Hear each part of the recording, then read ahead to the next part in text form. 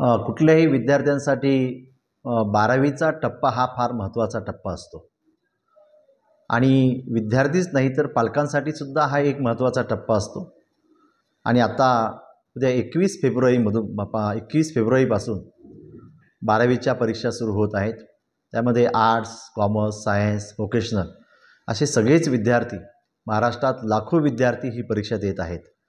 परीक्षा म्हटलं की विद्यार्थी असतील, पालक असतील, हे एक तणावामध्ये असतात.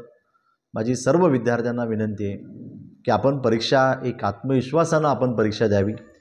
कुठल्याही यशाचं गमक हे आत्मविश्वास असतो आणि जेव्हा आपल्यामध्ये प्रचंड आत्मविश्वास असतो तेव्हा कुठलंही यश आपण सहज संपादन करू शकतो.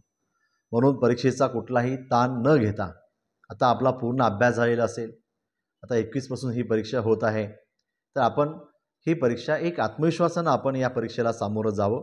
कुठलाही ताण न घेता ही परीक्षा आपण सर्वांनी द्यावी.